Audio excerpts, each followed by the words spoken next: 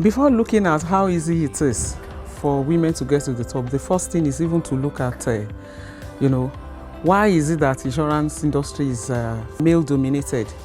For me, I think it's historical. If you look through, it's not just the insurance industry, it's across industries, all over. You talk of the banking industry, you talk of all of the industries all over. In the days of our parents, you had more males going to school. The females were already, meant to be at home, being domesticated, help to do the trading and all of that. We've seen a lot of changes. We see more females going to school. We see more females, venturing into, a whole lot of things. It's becoming easier by the day because we have more females now, doing a whole lot of things with their career. We have a lot more females now, even in the banking industry, in all of the industries across. You see women doing very great things, women venturing into areas that were hitherto left for men. We see women taking leadership roles. We see women improving themselves in several areas. And I think if we women, if we can continue to improve ourselves, if we can continue to, challenge ourselves, create value, add value wherever we are, I don't think there should be any problem in getting to the top in the insurance industry. In our organization, I'm not sure there have been specific problems around that.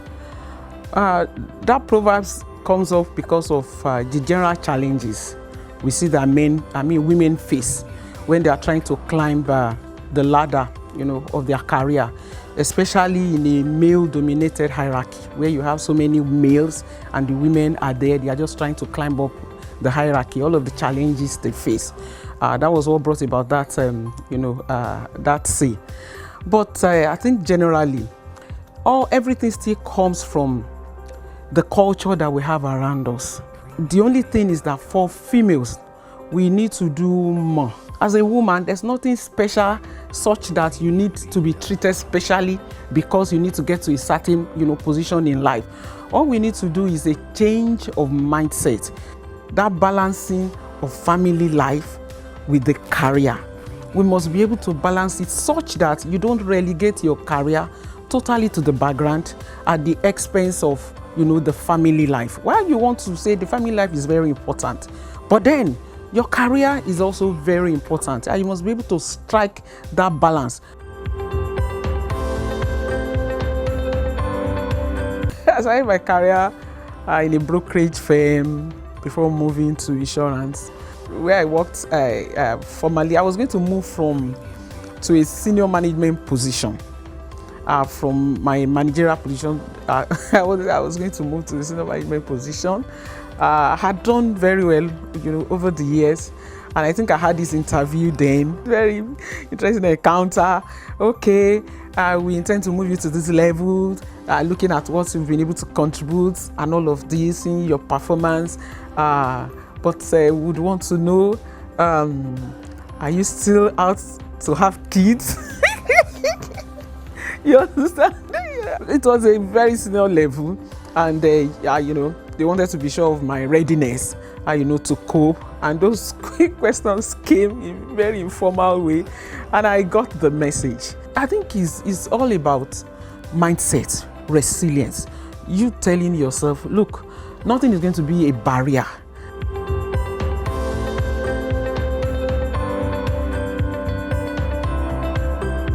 This general belief, stereotypes about women. Women, they are so, they can be problematic.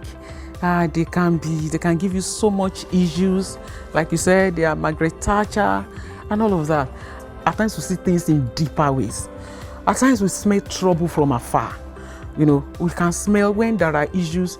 We have some understanding from perspective that could be different from the men from afar, and that would impact on the judgments we're going to make in that particular situation. When there are issues, we can smell trouble, miles apart.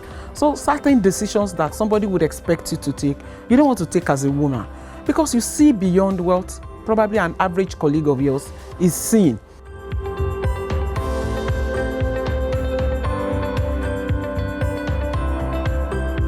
In this organization called, Capital Express, we have written and unwritten rules.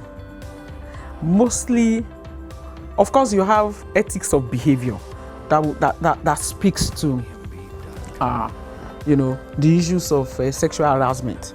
We have our code of ethics that will speak to that, which is written. But beyond the written as well, we have the unwritten rules of no sexual harassment of any female in this organization. I think everybody knows that. So that is the written. We have the written ones, we have the unwritten. Then beyond that, I run an open door policy here. Anybody has access to my own office as a managing director. Anybody, the younger, because I have more of the younger ones here.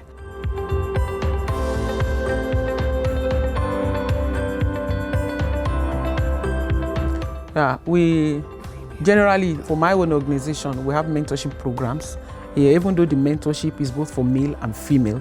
Like I said, here we don't have anything that favors a male above a female. Our ability to mentor people, our ability to encourage them, our ability to let them see the value, create value around them, and the fact that you can also create value around yourself. And whatever you do is the value you bring that matters in anything. Progress in life speaks to value. The more value you are able to give, the more progress you are able to make in whatever venture you put your hands into, whether it's the career, whether it's business, whether it's everything. So I think in the workplace, if we are talking of the women specifically, women, we should be mentors to women. If we are drilling down to women now, our mentorship will be very, very important.